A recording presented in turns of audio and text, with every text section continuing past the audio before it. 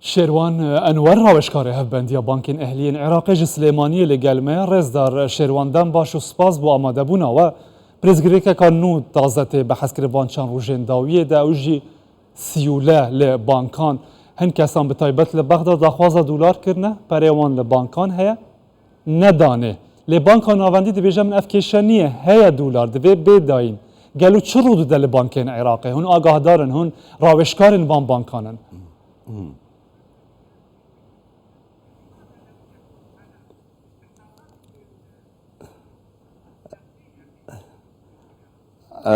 شكرا السيد كاور، شكرا على فضائية. زۆر سپاس بۆ ئێوە، زۆر سپاس بۆ کەناڵی کوردستان 24 بۆ ئەم دەرفەتە. لە ڕاستیدا بارودۆخێکی بچووک لە یەکێک لە بانکەکان هەبوو لە بەرامبەردا بانکی فیدرالی عێراق ڕێنمایی بۆ هەموو بانکەکان دەرکردووە کە پێویستە ئەو پارەی لە هەژماری خەڵکیدا هەیە بۆ خەڵکی خەرز بکرێ، ئەگەرنە ئەو بانکانە سزا دەدرێن. بەڵام ئێمە کێشەمان ئێستا هەڵبەست و دابەزی بەهای دینارە، چونکە ئەم بابەتە ئەو بابەتەیە کە پێویستە ئێمە لەسەری بوەستین. استراتیژەتی دراو لە عێراقدا ئاڵنگاری زۆر گەورەی لە بەردەمدا. ئەمە جەنگە، نەک تەنیا ئاڵنگاری. ئەم ئاڵنگاریانە کە وەستاونەتە سەر بەرەمێنانی نەوتیش پەیوەندی بە سیستەمی دۆلارەوە هەیە بە ڕێژەی 100% لە هەموو جیهاندا.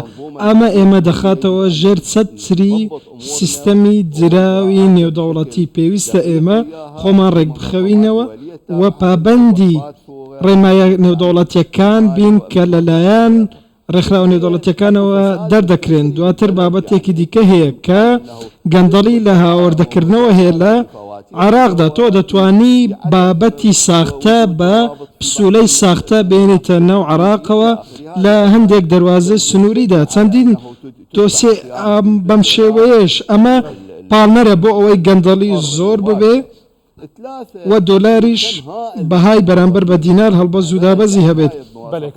ئێمە ئێستا لە عێراق دەژمارەیەکی زۆر فەرمانبەر هەیە، ملیۆنان فەرمانبەرمان هەیە لە پاسەوان، لە سوپا، لە چاودێری کۆمەڵاتی. هەموو ئەمانە بەرهەمهێنەر نینە بە هیچ شێوەیەک. حکوومەت و بانکا ناوەندی دەبێژیت ئەس ڕووی وێ دەبم. گوتن سەکویا ئەلکترۆنی دەهێتن دێ ڕەوشە دینار باش بیت ڕوونەدا. گوتن دێ بودجە هێتە پەسەندکردن و بێتە جێبەجێکردن و دێ ئەف ڕوو بدە دینار باش بیت ڕوونەدا. گوتن دێ سەرۆکوەزیرە عێراقی بچە ئەمریکا و دێ ڕەوشە دینار باشتر بە ئەف ڕوونەدا و دینار بلند نزمتر بوو بەرامبەر بە دولار. چ تشتێک لە پێشە و ڕێگریە لە ژڤێ یەکێ بکاتن کۆ زیاتر دینار بەهای خوا ji dest neda و ئەف دووریە مابەینا یە فەرمی و یێ نەفەرمیدا کێم ببە.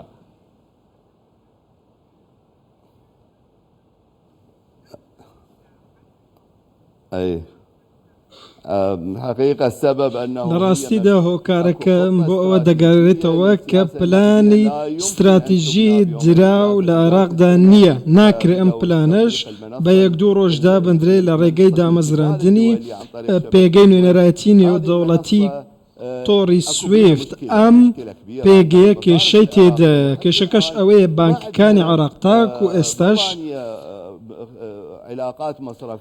پەیوەندی نێودەوڵەتیان لەسەر ئاستی بانگەکان نییە. سیستەمی کۆرسپۆند پەیوەست ناکەن و کاری پێ ناکەن لە نێو بانکەکانی عێراقدا نییە کە لە تۆڕی جیهانی داراییدا پشتی پێدەبەسترێ. ئێمە پێویستمان بە پەیوەندیە لە نێوان بانکەکان بە شێوەیەکی توندوتۆڵ بۆ ئەوەی ڕێکارەکان بەباشی جێبەجێ بکرێن. ژمارەیەک لەو بانکانەی کە پەیوەندیان هەیە بەڵام پێگەی نوێنەرایەتی نێودەوڵەتی تا ئاستێکی زۆر توانیوێتی سەرکەوتوو بێت بە ڕێژەی 180. پێشبینی دەکرێت لە 2 مانگی داهاتوودا بگاتە ڕێژەی 100%. ئەمە ناکرێت بە 2 ڕۆژ استراتیژی دراو دابمەژێن. بەڵام پێگەیەکی تر هەیە کە ئەمیش پێویستە ڕێک بخرێتەوە. ئەمەش ئاڵۆسترە لە پێگەی نێودەوڵەتی کە پێگەی نوێنەرایەتی ناوخۆیە لە نێوان کۆمپانیاکانی دراو و بانکەکان و کۆمپانیەکانی ئەلکترۆنی دراو و بەستنەوەی پارە و هەموو ئەمانە کە پێویستیان بە ڕێخستنەوەیە. خاڵە سویفتی ڕابوەستم کو امریکا جی گلک جرا تکزیل سر کریه کو عراق دوی جبه جب کتن همی به یک سیستم ناو دولتی و بنگریدن نها کو جواد بهیزین تشتکی وها هشتا باش رو نده وک آستا پیویست امریکا جی چاف دیره لسر به پروسه واتا دبکو دوان نزیکان ده دمکه ده کو پی و پابن نبوه به سیستم سوئید ده عراق توشی کشه هم ببلگل امریکا کو چاف دیره لسر وی سیستمی